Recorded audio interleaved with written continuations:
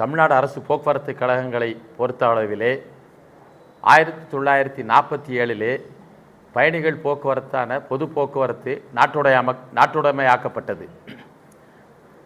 அதன் பின்னர் சுதந்திர இந்தியாவில் மொழி வாரி மாநிலங்கள் பிரிக்கப்பட்ட பொழுது கன்னியாகுமரி மாவட்டத்திலே இயங்கிக் கொண்டிருந்த திருவிதாங்கூர் சமஸ்தானத்தின் பேருந்துகள் அரசுடைமையாக்கப்பட்டு மெட்ராஸ் ஸ்டேட் டிரான்ஸ்போர்ட் கார்ப்பரேஷன் என உருவாக்கப்பட்டது.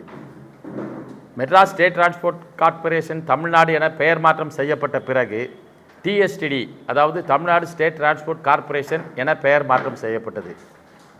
அதன் பின்பு அறிஞர் அண்ணா முதலமைச்சராக இருந்த பொழுது 1967 அன்றைய தினம் தமிழ்நாட்டிலே இயங்கிக் கொண்டிருந்த டிவிஎஸ், கும்பகோணத்தில் இயங்கிய ராமன், எஸ்ஆர்விஎஸ் போன்ற தனியார் பேருந்துகள் அதனுடைய உரிமங்கள் புதுப்பிக்கப்படாமல் நாட்டுடைமையாக்கப்பட்டது.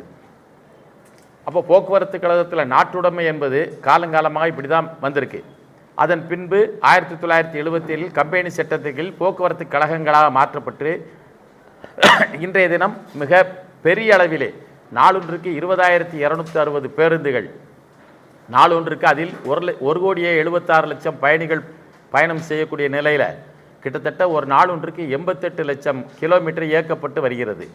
இவ்வளவு சிறப்பு மிக்க இந்த போக்குவரத்து கழகத்திலே தற்போதைய திமுக ஆட்சியில் சென்னையில் மினி பேருந்து இயக்கத்தை தனியார் வசம் வழங்குவது, அதேபோல இந்த போக்குவரத்து கழகத்திலே பண்டிகை காலங்களிலே இயங்கக்கூடிய அந்த போக்குவரத்து கழக பேருந்துகளுக்கு பதிலாக தனியார் பேருந்துகளை இயக்கி அந்த வருவாயை மடைமாற்றம் செய்வது, போக்குவரத்து கழகத்தில் ஓட்டுநர், நடத்துனர் போன்றவர்களை ஒப்பந்த அடிப்படையில் நியமனம் செய்வது என இந்த போக்குவரத்து கழகம் தனியார் மயத்தை நோக்கி சென்று கொண்டிருக்கின்றது. அதே போல் இந்த போக்குவரத்து தொழிலாளர்கள் 1,10,000 தொழிலாளர்கள் இருக்காங்க. அவங்களுக்கான இந்த 15வது ஊதிய ஒப்பந்தம் 1/9/2023 முதல் நடைமுறைப்படுத்தப்பட வேண்டும். பேச்சுவார்த்தை துவங்கிய நிலையில் இன்னும் முடிவு பெறாமல் இருக்கிறது.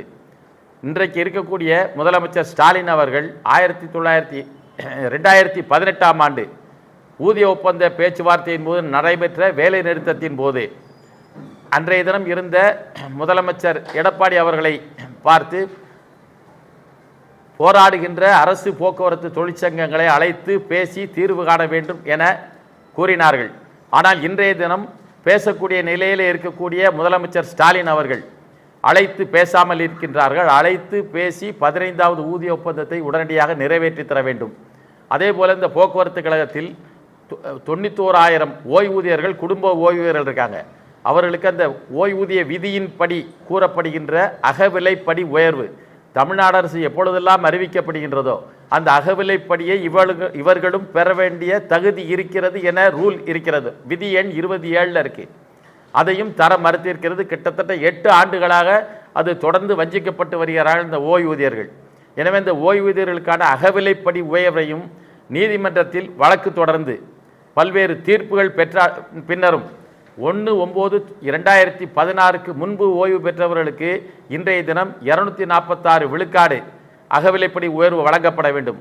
ஆனால் சென்ற வாரத்திலே நடைபெற்ற அந்த நீதிமன்றத்திலே தமிழக அரசு சார்பில் ஒரு 47% மட்டும் உயர்வு அளித்து 146% அளிப்பதாக கூறியிருக்கின்றார்கள். இன்னும் 100% அளிக்க வேண்டும். கிட்டத்தட்ட 246 விழுக்காடு டிசம்பர் 2024 வரை அகவிலைப்படி உயர்வு அளிக்க வேண்டும். 1/9/2016 பின் பணி ஓய்வு பெற்றவர்களுக்கு 9% அளித்திருக்கிறார். அது காடாது. அவர்களுக்கும் இன்றைய தினம் பணியில் உள்ளவர்கள் பெற்று வருகின்ற 53 விழுக்காடு அகவிலைப்படியும் ஓய்வூதியத்திற்கு அளிக்க வேண்டும். ஓய்வூதியத்தை தமிழக அரசே பொறுப்பேற்று நடத்திட வேண்டும் என இந்த கூட்டத்தின் இது வாயிலாக தெரிவித்துக் கொள்கிறோம். பேர் ராதாகிருஷ்ணன், பொதுச் செயலாளர், தமிழ்நாடு அரசு போக்குவரத்து கழகங்களின் தொழிலாளர் சம்மேளனம்.